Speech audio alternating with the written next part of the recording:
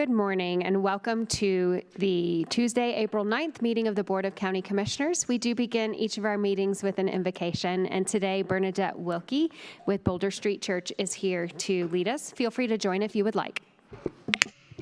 Good morning. Let's pray. Dear Heavenly Father, this morning we begin our meeting with thankful hearts. We pray to the God who is unshakable, unstoppable, unbeatable, and unconquerable. You are the beginning and the end, the Alpha and the Omega. You are the victorious one who has our schools and teachers, our law enforcement, military, healthcare workers, and first responders. Bless the businesses, families, and churches in our county. For our government leaders, we ask that you lead them into all truth, wisdom, and revelation as they lead us and govern the affairs of El Paso County. We ask for your abiding peace and that you help us to love, honor, and respect each other as a community, united by our common goals and our profound reverence for you. We ask all of this in your most holy name. Amen. Thank you. Commissioner Vanderwerf, would you please lead us in the pledge?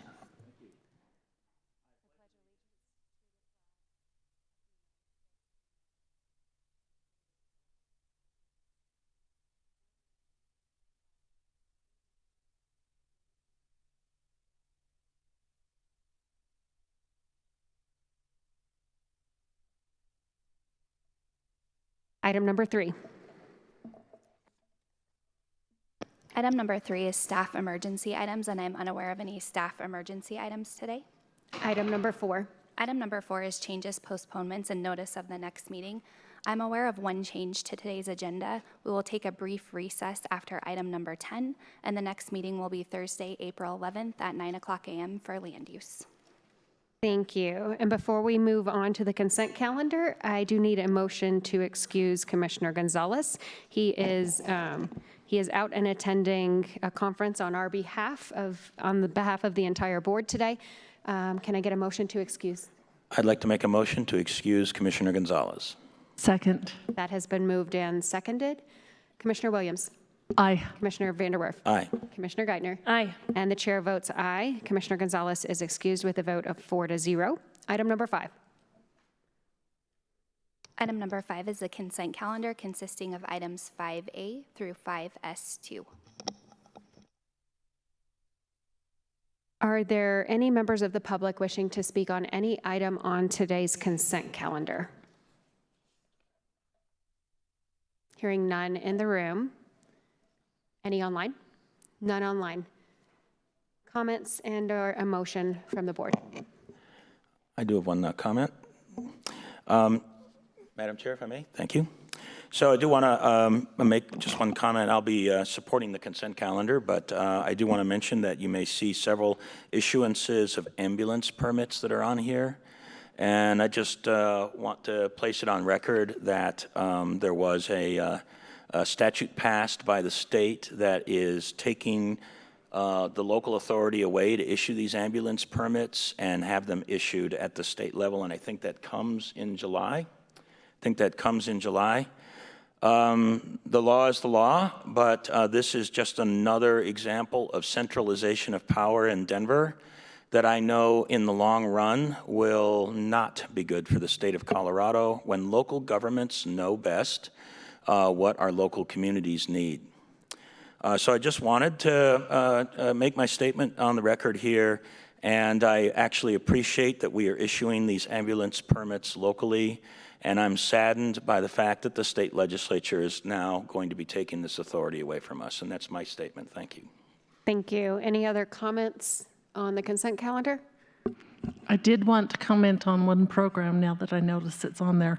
The Black Forest Slash and Mulch Committee and the agreement we have with the El Paso County Parks Department. That is a wonderful program, completely run by volunteers, and I certainly encourage all of our Black Forest residents, as well as many of our northeastern Colorado Springs residents, to take advantage of that and to keep your wildfire mitigation efforts on your property up to date and take advantage of disposing at a very low cost your mulch and trees for that program. Thank you. Thank you. And for the record, those comments were in reference to item number 5R. Yes. Okay. Any other comments, questions? Are we ready for a motion? I'll make a motion to approve the consent calendar, items 5A through 5S2, if I read that correctly. I will second. That has been moved and seconded. Any further comments? Okay, Commissioner Williams. Aye. Commissioner Vanderwerf. Aye. Commissioner Geithner. Aye. And the chair votes aye. That passes 4-0 with Commissioner Gonzalez excused. Item number 6. Item number 6 is comments by elected officials and commissioner liaison reports. Are there any countywide elected officials that would like to make comments not related to any agenda items today? I see we have the sheriff in the house. We will bring it up here. Commissioner Williams. Yes, I had the opportunity to spend the weekend with my daughters and my sister in Dallas, and we did get very lucky and had a grassy area right across from our hotel, and we were able to see the eclipse. So just running home with a bit of a headache when you look up into the sky for that long. It was very fascinating. And I do have the Pikes Peak Area Council of Governments tomorrow and the Pikes Peak RTA, and I believe we have a regional opioid council meeting this week. So those are my items on my schedule this week. Thank you. Thank you. Commissioner Vanderwerf. Yes, thank you, Madam Chair. And I think I'll start off with the fact that I flew my airplane down to Arkansas to see the eclipse. And it was actually amazing.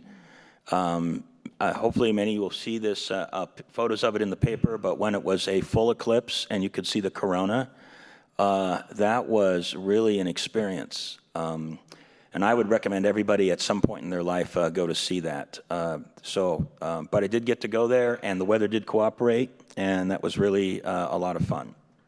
Okay, just as a quick reminder, the Space Symposium is going on today, tomorrow, and Thursday, and it did start last night. I went to the opening ceremony last night.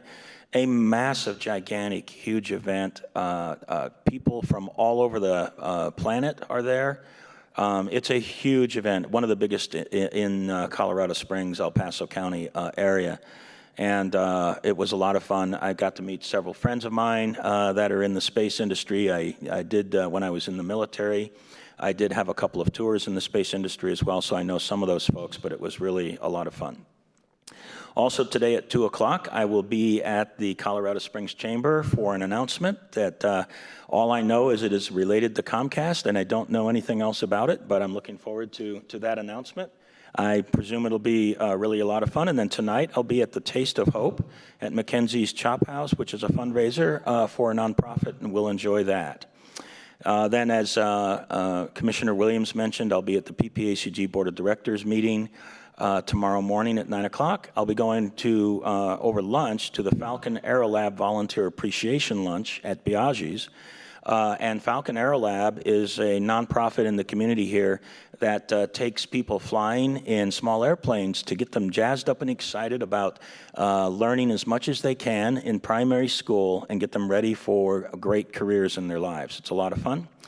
Then I'll be going to the Park Advisory Board meeting at 1:30, the Penrose Library Open House at 4, the Safe Passage 30th Anniversary event at 5, and then the Space United ceremony at the Olympic and Paralympic Museum, and that will be at 6 o'clock tomorrow. That's part of the Space Symposium activities. Then also on Thursday, and it is a busy week for me, Thursday at 3 o'clock, I'll be participating in the Leadership Pikes Peak event, talking about what a county commissioner does. That'll be a lot of fun. And then on Friday, I will be participating in a State Board of Health cardiopulmonary subcommittee meeting. I've been appointed to that subcommittee meeting now, and I'll be working in the cardiopulmonary area with that meeting, and that's online. That'll be at 1 o'clock on Friday. And that's all I have until Tuesday next week. Thank you. Thank you. Busy week for sure. Commissioner Geithner. Thank you, Madam Chair. So a couple of the meetings that I'll be attending this week that have already been mentioned, PPRTA and Opioid Council. I want to just add a bit because Commissioner Vanderwerf mentioned the Falcon Aero Lab, so I'm sure that will be an enjoyable event. It includes two things that are near and dear to my heart. One is the Meadow Lake Airport in Falcon, where they have some operations, and also the homeschooling program that is actually carried out there. And it's a truly fantastic program that kids are not only getting excited about, but learning about, coming out with pilot's licenses and all kinds of really fantastic credentials to get them moving in their careers very early on. It's a very impressive program. I want to mention something that I've talked a little bit about, but it continues to be very important and weigh heavily on me, which is a bill that's going through the legislature related to foster children and families. It is a bill that puts some pretty strict parameters around who can be a foster family and foster parent, and I'm a little concerned about it because we are always struggling to find great placements for kids who need to be in a foster home. And the concerns around these parameters is that in many cases it may prevent families of faith from being able to hold their sincere beliefs and still be foster families. I find that to be very concerning. I think we could find ourselves in a place where this bill passes and we get down the road and we realize we don't have good, safe family placements for children who are in need. And I think that's very short-sighted. So I continue to be very concerned about that. I also think it is something that I look around at our government and I look at what's happening, and I think, the federal government has long emphasized, and there are many studies that show how important families are for the success of our nation, for the success of individuals. And it's one of the reasons why I'm proud that we have a Center on Fathering here in El Paso County, but we can never lose that emphasis on how important families are and how much it benefits our society as a whole to have strong families. And this is one of those areas that I'm gonna be concerned with when we have kids who are not in strong families. That's exactly what they need, is to be a part of a strong family. So again, continue to be concerned about that, and I'm going to keep talking about it because when we look at what is going through the legislature, we should be looking at things that benefit our community, laws and rules and legislators who are looking towards helping, and this is not a bill that seems to be helping.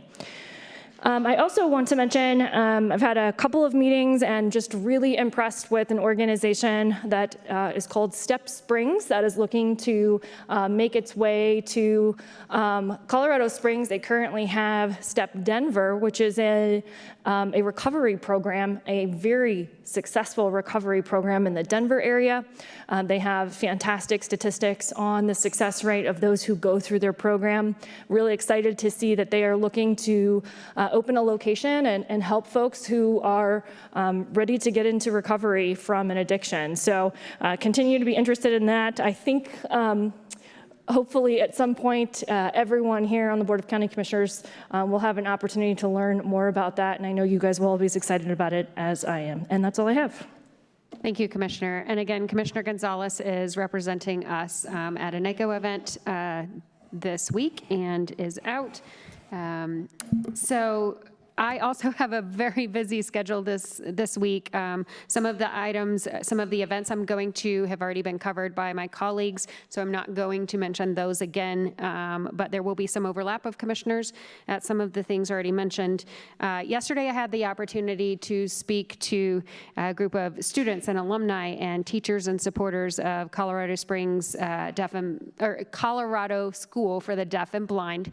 It actually is a statewide school that has students from many states. There are only a few in the nation that serve the deaf and blind population with specialty education needs. And it was exciting to be there with them and make sure that we could communicate their support for being in our community. That school was founded about the same time that General William Jackson Palmer was founding the city of Colorado Springs. So quite a rich history there and a rich one of producing students that can continue to be just an excellent shining inspiration and examples of hardworking students in our community, and they serve those from, I believe, age 4 to age 18. So essentially a K through 12 education for those with that may be deaf or blind. Inspiring to be there. I have several space symposium events, also the PPACG meeting. I have El Paso County Housing Authority. We will be posting soon for filling in a board seat on that. So please pay attention to postings, and if you're eligible, apply as a volunteer to serve on that board. Several things also in the afternoon at the campus of St. Francis Medical Center. The Ingram House opening is occurring tomorrow. Penrose Library will be reopening right here downtown.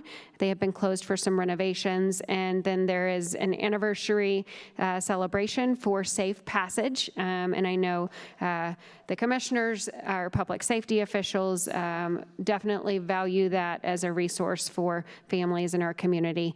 On Thursday, we have the land use meeting, and then I will have a special meeting of the Board of Health that should be publicly posted at this point, but we will be gathering in between our meetings to consider taking positions on some legislative bills that could be devastating to our local community. And with that, that's a busy week. Any other comments? Okay. Item number 7. Item number 7 is community service organization reports, and there are none. Item 8. Item number 8 is public comment on items not scheduled on the agenda. This is the public's opportunity to speak on an item that is not scheduled on today's agenda. And Madam Chair, I didn't have anyone sign in ahead of time to speak. Thank you. Do we have anyone in the audience wishing to speak on any item not on today's agenda? Hearing none in the room. Any online? Okay. Item number 9. Item number 9 is the called up consent calendar, and there are no items called up. Item 10. Item number 10 is the resolution authorizing and approving the lease purchase of certain property and the execution of documents related thereto by El Paso County, Colorado, in connection with the issuance of certificates of participation, Series 2024, in an aggregate principal amount of not to exceed $15 million. Nikki Simmons, Chief Financial Officer, Joseph Roybal, Sheriff, and Stephen Klafke, Chief Deputy County Attorney. Ms. Simmons. Good morning, Commissioners. Nikki Simmons, Chief Financial Officer. I'm here this morning joined with our Sheriff, Joe Roybal, as well as some supporting partners in this project. Really excited to kick off this COP. We are proposing issuing a $15 million certificate of participation to be able to fund a substation for the Sheriff's Office in our ever-growing Falcon area. This COP is a cumulative effort with plenty of partners who I've listed on this page, but specifically County Administration, the County Sheriff's Office, County Attorney's Office, as well as some hired consultants for financial advisors, underwriters, bond counsel, as well as our trustee through U.S. Bank. We also have bond counsel here with us today. Ryan Jardine is a partner with Kutak Rock, who's here to answer any questions if there are any regarding the structure of this deal. But we are proposing issuing a $15 million COP on the open market to be able to finance this project. Before I get into the financing details, our sheriff would like to speak to the project itself. Sheriff Roybal. Madam Chair, Commissioners, good morning. Morning. This project, I will outline the need for it and how we finally got here with the request to finance this. I've been working on saving monies to pay for this, but unfortunately the cost of construction is outpacing my ability to collect enough revenues to pay for this. With that in mind, I urge you at the end of this for a yes vote, because it's only going to get more expensive and cost the taxpayers even more money to pay for something that we need desperately. What Colorado Springs does very well is disperse their police resources throughout the city of Colorado Springs. They have several substations, so they have their law enforcement officers scattered throughout their jurisdiction. We as a sheriff's office have not quite done that historically, and I think it's time that we do a much better job of dispersing our resources and providing services to our citizens, and that's exactly what this substation will do, located out in Falcon. We have several name ideas, but I'm happy to bring one forward. Not quite ready yet, because we're not there. It's not approved. But what this will do is provide those resources similar to what Colorado Springs does. On a slide, you will see an increase of calls for service in the areas that will be serviced by this substation. My plan has changed since originally thought of by the prior sheriff.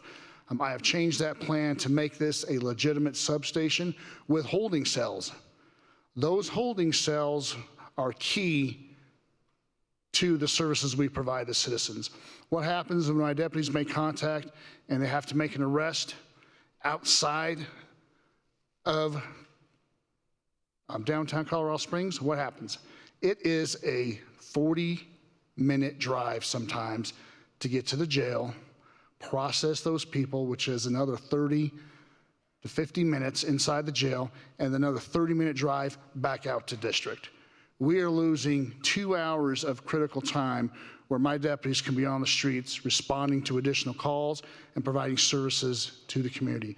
So my plan is, with those holding cells, my deputies come to the substation, process, it's full service, place them in the holding cell. Now we're talking 30, 40 minutes max, get back into district. We have the facility to hold those prisoners. My deputies who work the jail, specifically intake, release, or court and transport, will then go to the substation, will designate a couple times per day, pick up the prisoners and transport them to intake and release for processing. That does not take the deputies out of district, out of patrol, and allows us to continue to provide those services to the community. That's what this substation will allow. Not only does it provide additional resources to unincorporated El Paso County, it keeps those resources in unincorporated El Paso County. Right now, most of the resources of patrol are downtown here, across the street in Colorado Springs. Doesn't make a lot of sense to me. It's a great opportunity. The land came available with the generosity of the Falcon Fire District, donating the land. Great opportunity to provide public services for unincorporated El Paso County. Thank you. Any questions for the sheriff? Oh. This one. Up that way. This is not the final rendering. It's pretty close. Some minor tweaks there, but you can see it is very modern looking, pleasant to look at. I think it'd be well received. My plan, once approved, is to have a press conference out in that area, give the citizens an opportunity to ask questions. It has a lot of interest out there. Last Wednesday, I was with had breakfast with Eastern Plains Chamber of Commerce, and they kept asking, Sheriff, when's the substation coming? When's the substation coming? Those business owners and residents of El Paso County, Eastern El Paso County, recognize the need. They feel the growth. And as recently I heard, there's another 300 homes, I believe, approved for construction out east of Meridian. Here's an overview of where it would be. You see the red dot there, or teardrop, adjacent to the fire station. So there's one location for both fire and police services for the residents out there. I want to be careful and caution the residents. They refer to it as Falcon Substation.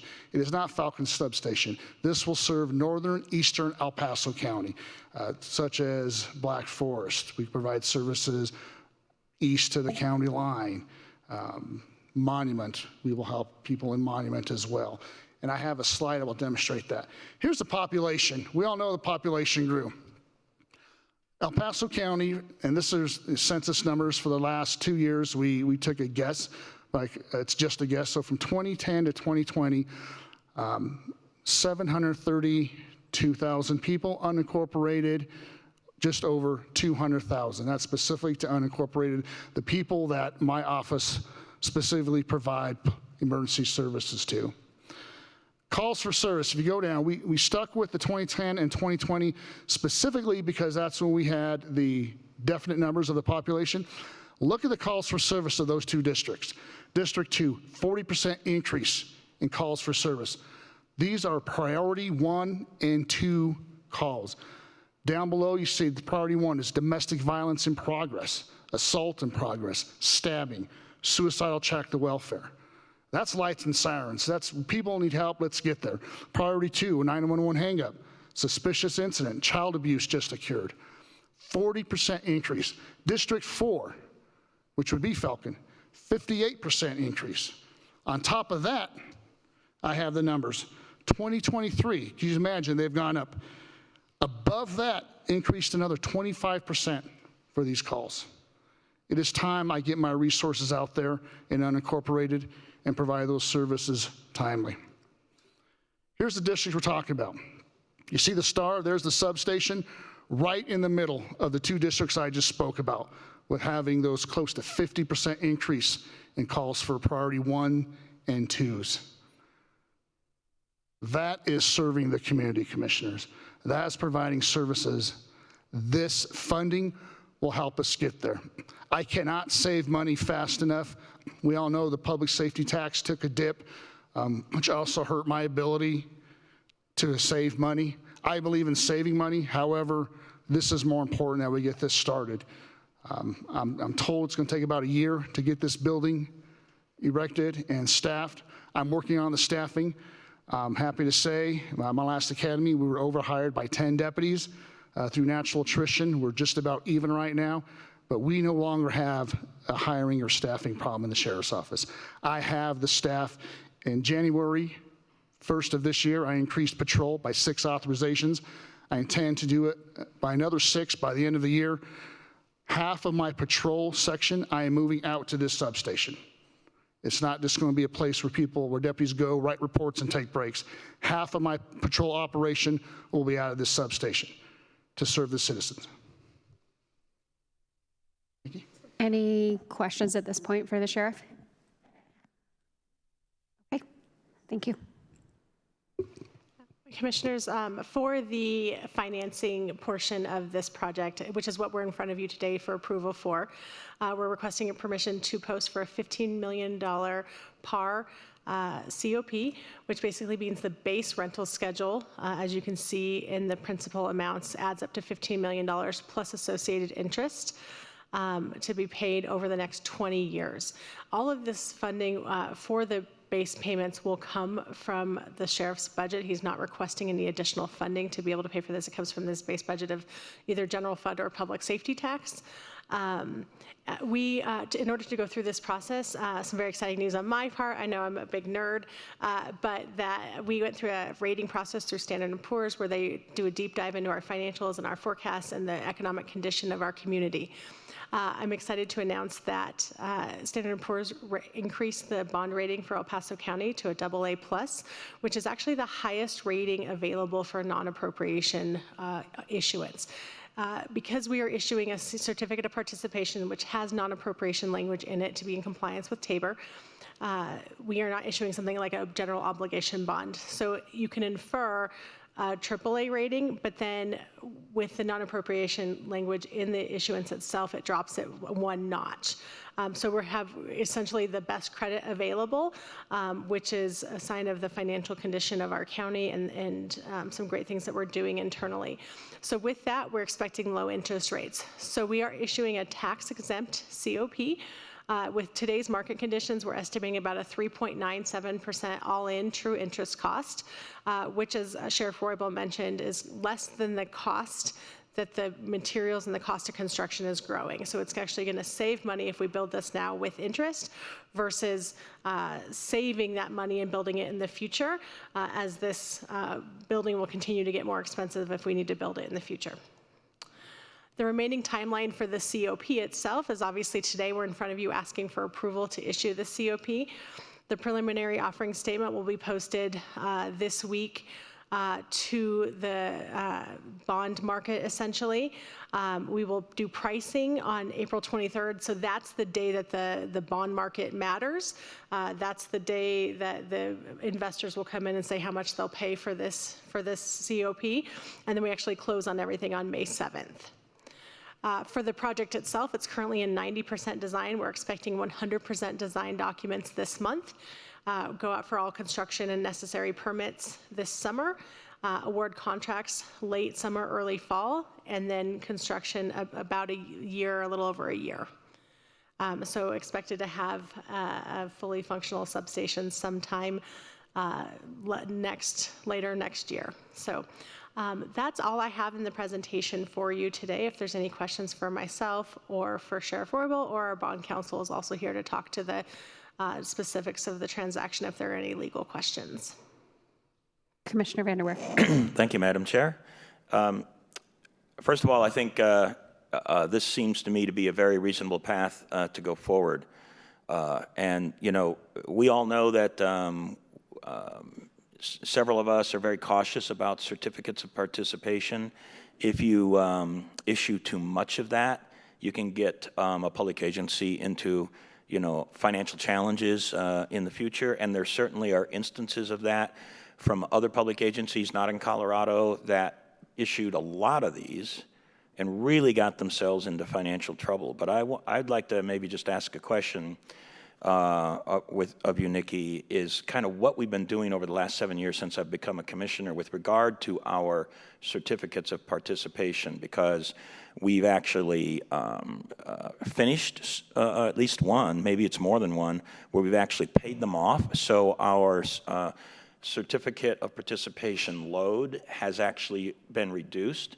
And then I know that we refinanced one, and that substantively reduced our annual payments towards these things.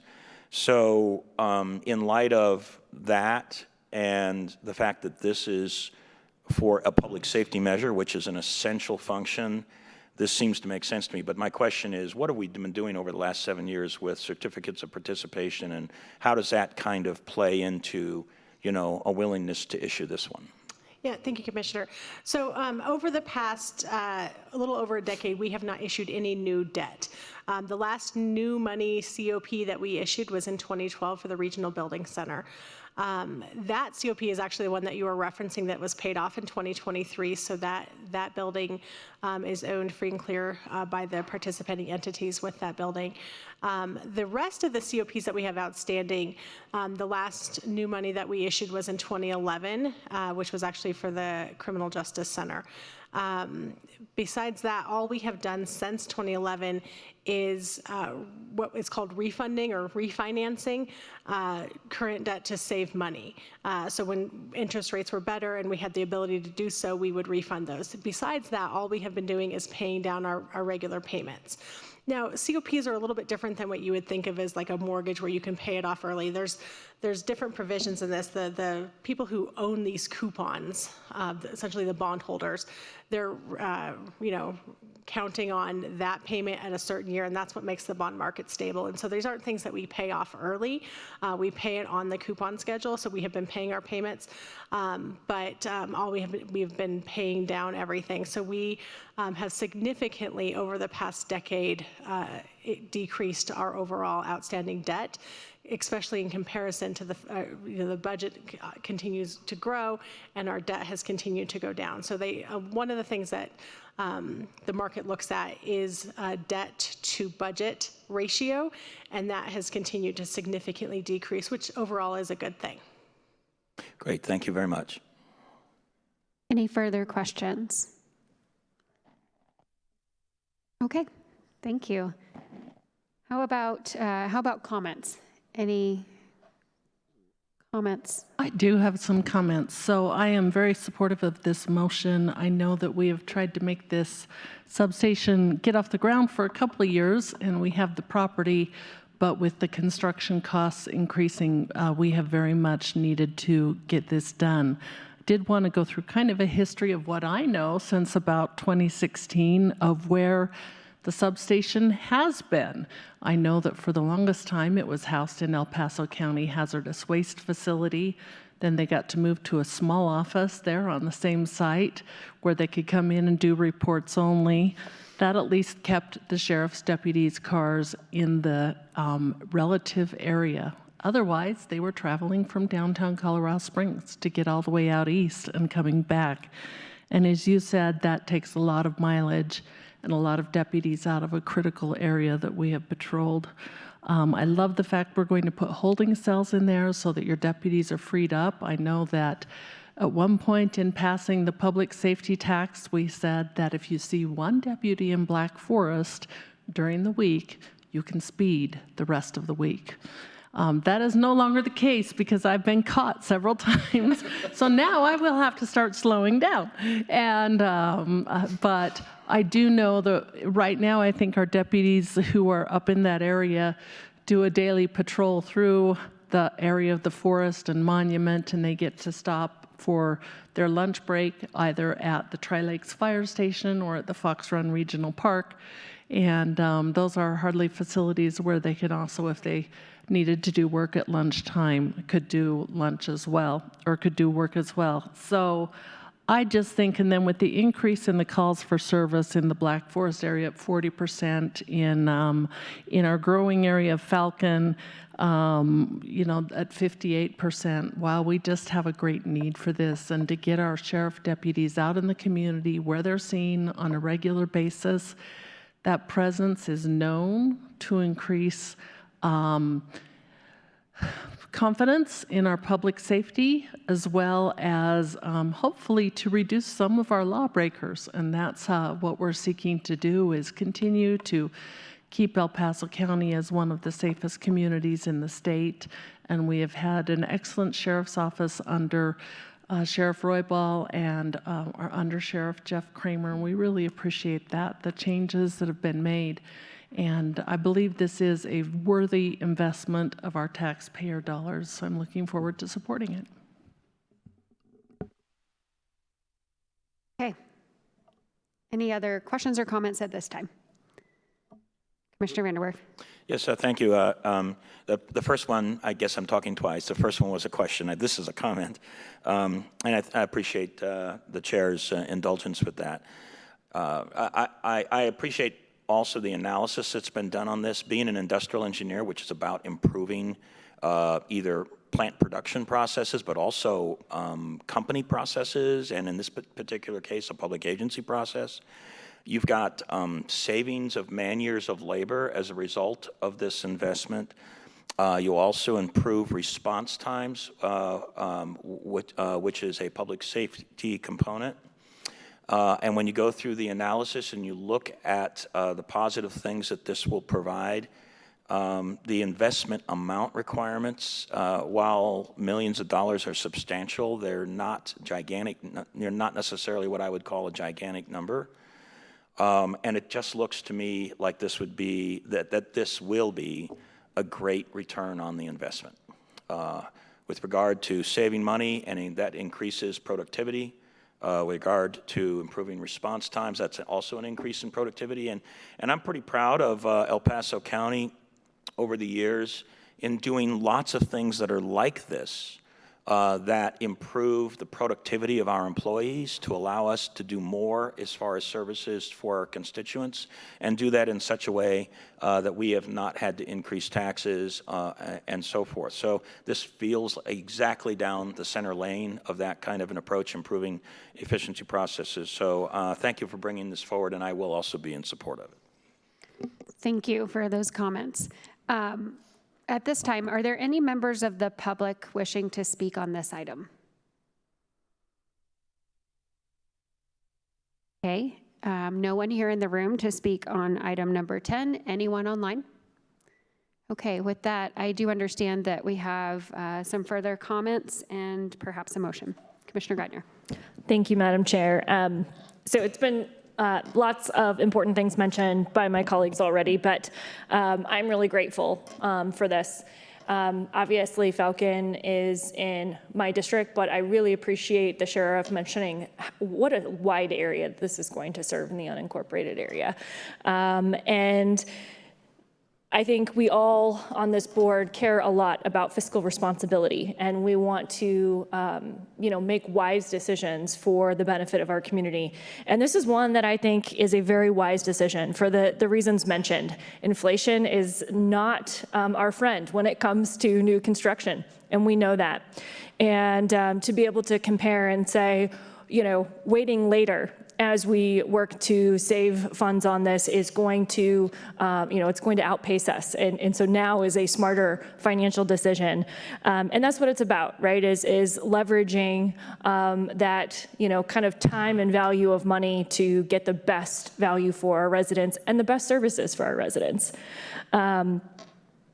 I think that when I talk to folks in the community, one of the biggest things they are currently worried about is public safety, crime, and they're looking, especially around Colorado, and seeing, and especially some other large cities like Denver, and they don't want to become that. They want to make sure that they live in a safe community, and this is, to me, is a step, and one of the most important responsibilities that we have as government is to make sure that our residents and our families feel safe in their communities. I know this is a step towards making folks feel even safer and making them actually more safe as well, not just feeling safe.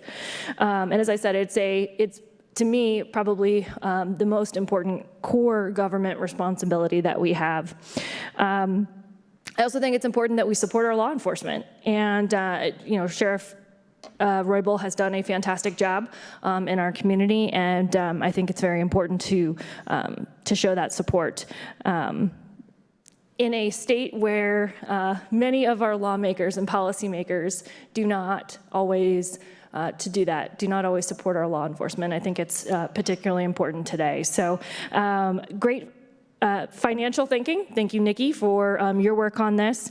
And with that, I would make a motion to approve item 10. I will second. That has been moved and seconded. I have some final comments as well. We talk week in and week out here about the decisions that are being made, being done so with data and data-driven. And I particularly appreciated the call volume data, where those calls are coming from, the severity, the type of call.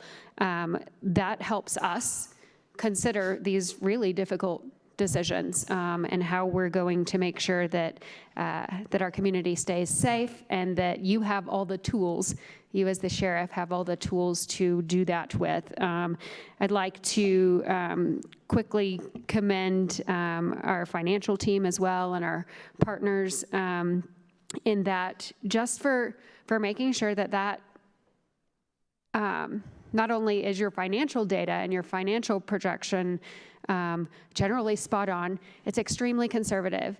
And in addition, you've put us, your entire team, and with the direction of this board and boards before us, have put the county in a very, very stable position where we can actually have the opportunity to take care of needs in the most financially responsible way, as opposed to, this is an urgent need, we have to do it right now, and getting ourselves into a situation where it costs more for our taxpayers than is ideal. So this is an example of being proactive, as well as reacting to the needs and the dynamics of a changing community and a changing region.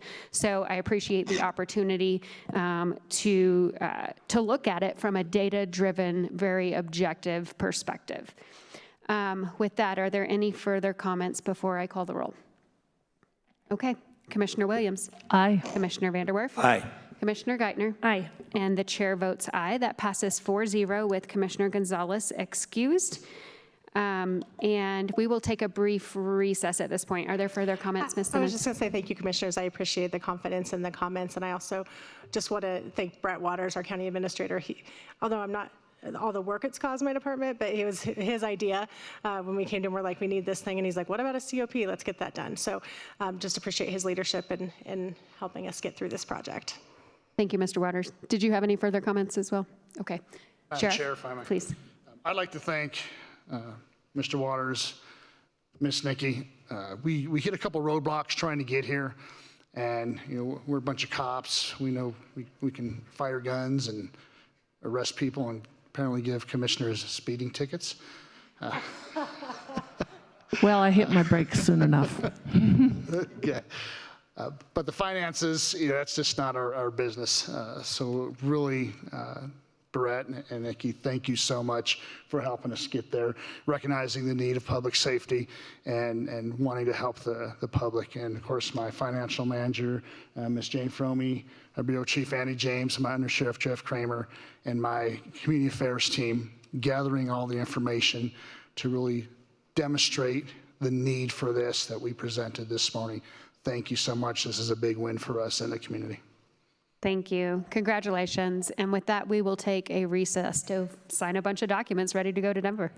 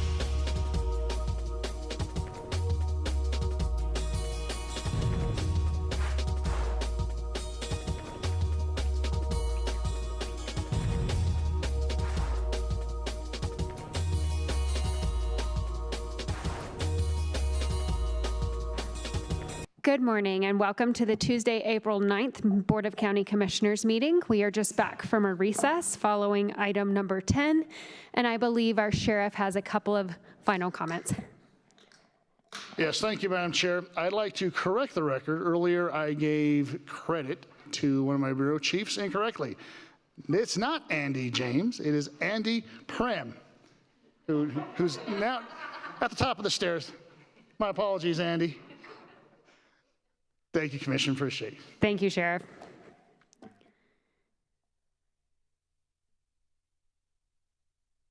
Item 11.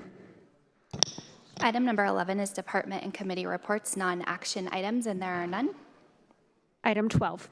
Item number 12 is the addendum, 12A, resolution authorizing litigation against the state of Colorado to challenge provisions of the Colorado Revised Statutes pertaining to immigration. Kenneth Hodges, County Attorney. Mr. Hodges. Good morning, Madam Chair, Madam Vice Chair, Commissioners. Kenny Hodges, County Attorney. I will give a brief overview of this item for the board's consideration. Before you is a resolution that would authorize litigation in the form of a declaratory judgment action to join with Douglas County in challenging several aspects of Colorado Revised Statutes. A little bit more specifically, we have House Bill 19-1124 that's concerning clarification of authority of criminal justice officials with respect to the enforcement of certain federal civil laws. That's codified in 2476.6-101 through 103. Several prohibitions are contained in 19-1124, including a prohibition on local law enforcement officers from arresting or detaining on the basis of immigrations and custom enforcement, immigration detainer requests. There's a state probation, which falls under the state judicial branch, is prohibited from sharing any what's called personal information about suspected illegal immigrants or suspected undocumented immigrants. That would include dates for probation meetings, community correction locations, things along those lines. And the sheriff's office is authorized to coordinate visits with inmates in the jail who ICE wishes, Immigrations and Custom Enforcement wish to speak to, but only to the extent that those visits could be coordinated with the general public, and that would come with an advisement in the inmate's language of choice. Moving on to House Bill 23-1100, that's concerning restrictions on government participation in civil immigration detention. That's codified at 2476.7, 101 through 103. That law contains a prohibition on local government from entering into any immigration detention agreements whatsoever. Again, Douglas County has received authorization from their Board of County Commissioners to go forward. Their sheriff's involved as a party as well, because for obvious reasons that I've just gone through, this affects the sheriff's office primarily. Sheriff Roy Ball is behind me. I know that he is interested in pursuing this action as well. And if approved today, your resolution would approve my office coordinating that entry and joining the litigation with Douglas County. Any questions I can answer? Are there any questions at this point? Okay, hearing none. Is that the extent of the presentation? That's the extent of my presentation, ma'am. I just want to make one quick comment, and I know it's something that you're looking into, but we were asked by another one of the countywide elected officials this morning if what the precedent was for other offices of the county perhaps joining this. And I know that that is not what we're acting on today. That's not what our resolution says currently, but that we're looking into kind of precedent and some other things on that. Yes, ma'am. I'll have some follow-up conversations on that. Great. I did just have one question. I know typically we do such as a brief or something to support a lawsuit from other counties, but in this one we will be included in the caption heading. Is that correct? Yes, ma'am. If this resolution is approved, the El Paso County and Sheriff Roy Ball would be included as actual co-plaintiff parties in the lawsuit. And that does mean that we will take a more active role in pursuing this lawsuit. Correct. Thank you. Any other questions for Mr. Hodges? Okay. Any comments from the board? Actually, let me ask first if there are any members of the public wishing to speak on this item. Please introduce yourself, and your 3 minutes will begin. Thanks for your patience today.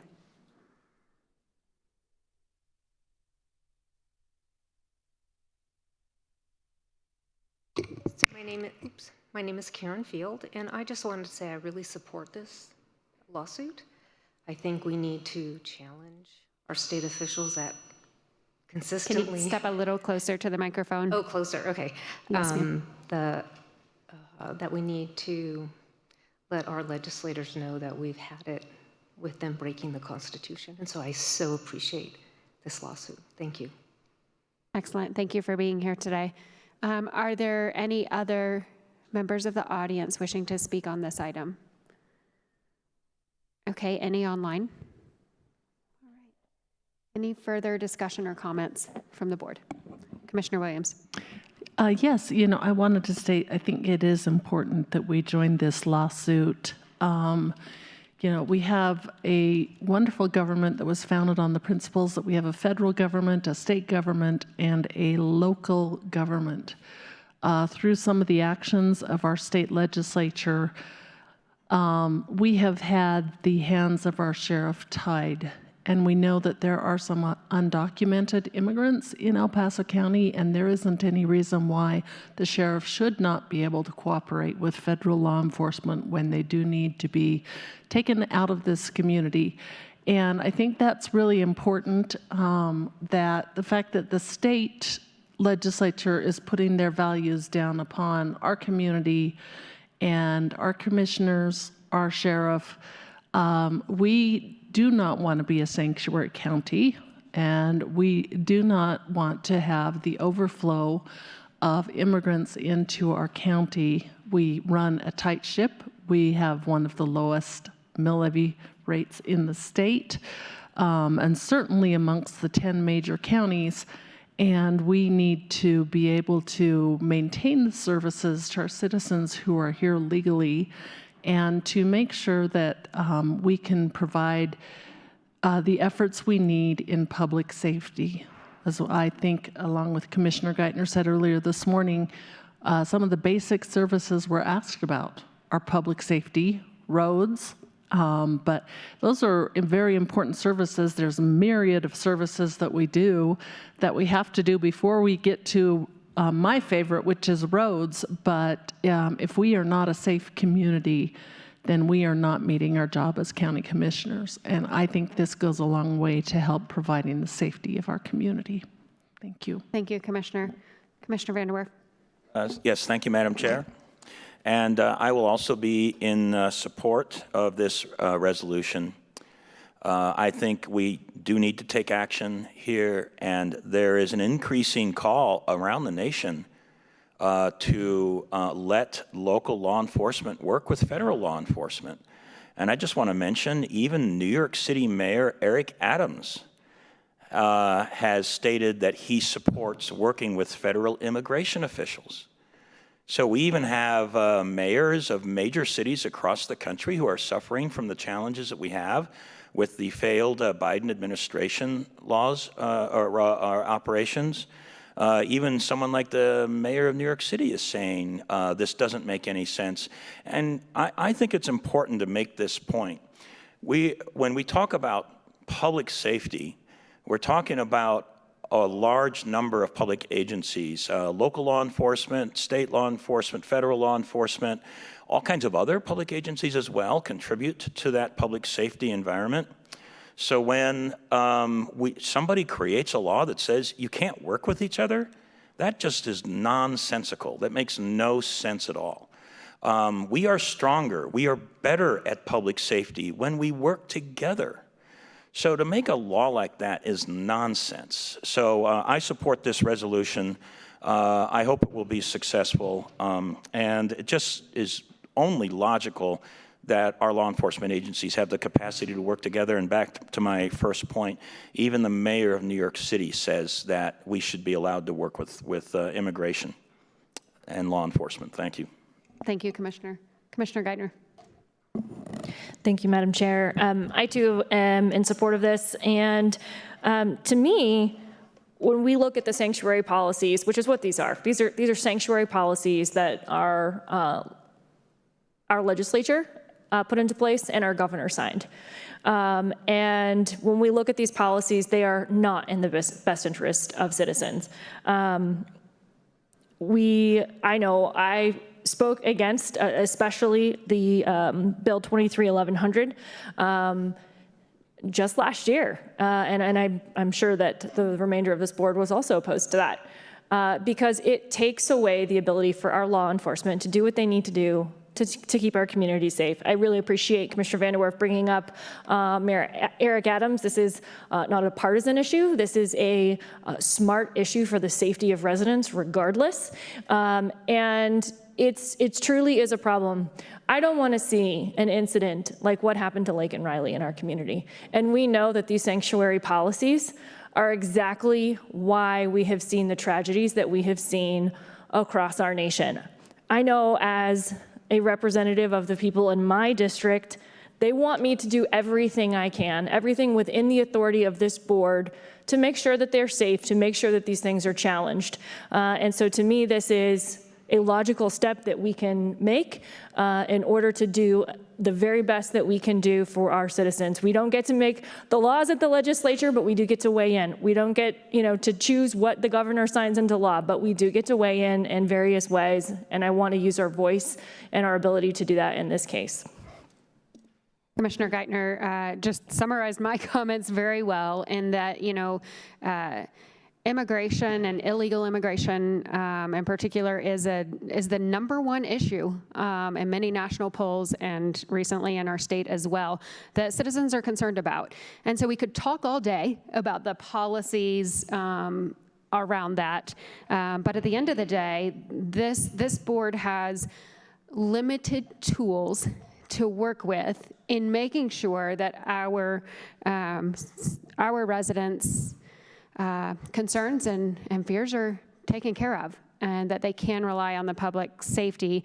And in the state of Colorado, this is a tactical piece that we can do to make sure that we are providing for the safety of those in our community, those in our charge and in our stead. And I think that by joining on to this lawsuit, that is the best way that we can weigh in. On another point, it's failed national policy that has put us in this situation, but also failed state policy and failed municipal policy in certain areas of the state. And what that means is that those policies attract people who come here illegally, and then that puts all of those entities equally at fault. El Paso County government exists to support our citizens in our county, and this is our way to say, these are the implications. And so, as your county commissioners, we will take any and all action we can to protect our citizens physically and financially from poor decisions made by politicians outside of our community. Effectively, every county is a border county now. And this is how we are fighting back against that. So with that, is there a motion? I would move to authorize the resolution authorizing litigation against the state of Colorado to challenge provisions of CRS of the Colorado Revised Statutes pertaining to immigration. And I will second. That has been moved and seconded. I believe all the commissioners wanted to jump in and make that motion. So let's just make our voices heard on the record. Commissioner Williams. Aye. Commissioner Van der Werf. Aye. Commissioner Geithner. Aye. And the chair votes aye. That passes 4-0 with Commissioner Gonzalez excused. Any final comments? Sheriff Roybal. Thank you, Madam Chair. I had no doubts that this commission would support this because you all support public safety. A few weeks ago, I went to the legislature in support of a bill which would allow law enforcement to once again enter a contract with Immigration and Customs Enforcement. That bill was defeated. They ignored my testimony even when I gave them an example, a real-life example of how this would have helped here in El Paso County. I believe the state should not have the authority to tell me as a sheriff whom I can enter a contract with if I feel it's going to make our community safer. And that's what this legislation does. It is bad legislation. I can enter a contract and have contracts with every other federal agency, including our armed forces, where I hold and detain members of our armed services. The state says I can do that, but the state says I cannot detain and work with ICE and undocumented. It doesn't make sense to me. I have contracts with the ATF, the DEA, the FBI, all whom help make our community safer. When I need their help with an investigation or to make an arrest or a search warrant, I ask for the help and they come and help. But I cannot do that with ICE. And the example I gave the legislature was this. We did an investigation and arrested a gentleman for 3 counts of sexual assault on a child. 3 separate victims, all age 7 or younger. Arrested that person went to court, a bond was set, and that person posted bond and left. I did not have the tools to work with ICE. Guess what? To no one's surprise, that person can no longer be found. He left. We don't know where that person is right now. But I can tell you what he's doing. He's victimizing more children out there. That's what he's doing. If I could have worked with ICE, I could have said, please put a hold on this person. This is a dangerous person. We cannot let him out because there's a flight risk. He has no ties here. He's undocumented. We don't know where he'll go. And they would have placed a hold, and he still would have been sitting in my jail until convicted. Now he's out there, more than likely committing the same heinous crime on innocent children. They didn't want to hear that. So I thank each and every one of you very much for supporting this. Hopefully we make headway and have one more tool to keep our community safe. Thank you. Thank you, Sheriff. Okay, item 13. Item number 13 is the executive session. 13A, pursuant to CRS 246402 4B and E, the County Attorney's Office is requesting an executive session regarding the litigation matter known as Green et al. Versus Red Rock Ranch et al., case number 18-CV-01122, to include 1, conference with the County Attorney's Office for the purpose of receiving legal advice on specific legal questions related to a settlement offer and participation in a settlement mediation regarding the above referenced matter, and 2, determining positions relative to matters that may be subject to negotiations, developing strategy for negotiations, and instructing negotiators as to a settlement offer received and participation in a settlement mediation regarding the above referenced matter. Stephen Klafke, Chief Deputy County Attorney. I move we go into executive session for the purposes stated on the record. Second. That has been moved and seconded. Any comments? Okay. Commissioner Williams? Aye. Commissioner Vanderwerf? Aye. Commissioner Geithner? Aye. And the chair votes aye. That passes 4-0 with Commissioner Gonzalez excused. We are now in executive session.